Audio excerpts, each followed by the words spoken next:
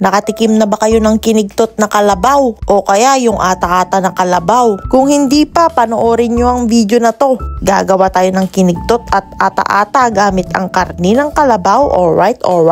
Una sa lahat, first of all, huhugasan lang natin yung karni ng baka. Then hihiwain natin ng maninipis. Mas masarap yung lomo na part, pero kung walang available, pwede naman yung laman basta wala masyadong litid. Hindi rin mawawala yung main ingredient natin na papait. Alright.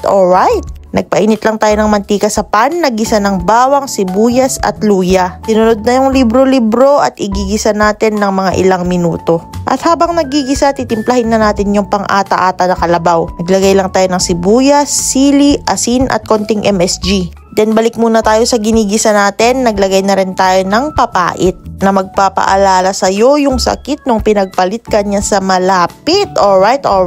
Nakulangan pa nga ako dun mga kapulutan kaya nagdagdag pa ako ng puspus.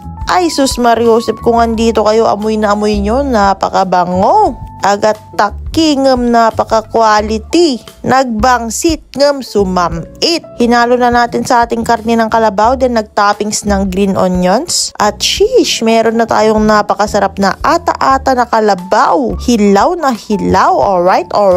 Next na gagawin natin yung kinigtot. Nag-add lang tayo ng water, sili, pinigaan ng 3 pirasong kalamansi. Di rin mawawala konting MSG, paminta na 375 pieces, pati na rin siling haba. At nung kumulo na, ilalagay na natin yung ating karni ng kalabaw. Saka patayin nyo yung apoy dahil yung init na lang ang magluluto dyan. Napakasarap yan mga kapulutan. Half cook, medium rare. Nagtoppings lang ako ng green onions at sheesh, meron na tayong napakasarap na kinigtot na kalabaw na siguradong ikaw ay mapapawaw. Bago pa lumamig yan, titirahin na natin. Ilipat lang natin sa lagayan. Ang common na ginagawa sa amin dito sa La Union mga kapulutan, kinigtot na baka at ata-ata na baka. Pero napaka-solid din itong karne ng kalabaw mga kapulutan. Medyo may amoy nga lang talaga siya, nadangro in Ilocano, pero yung lasa niya sumamit mga kapulutan, manamis-namis. Lalo na kasi fresh na fresh ito from Luna La Union pa. First bite na natin mga kapulutan, grabe, napakasarap, napaka-solid. Siguradong pag ganito yung umagahan mo, gaganahan ka buong araw kasi magigising yung mga urat-urat mo sa katawan, boy. Ito talaga ang pinaka-the best at paborito kong breakfast naming mga Ilocano. Kaya sa mga hindi pa nakakasubok, subukan nyo na. Napaka-solid, napakasarap. Wala na naman akong masabi kundi alright.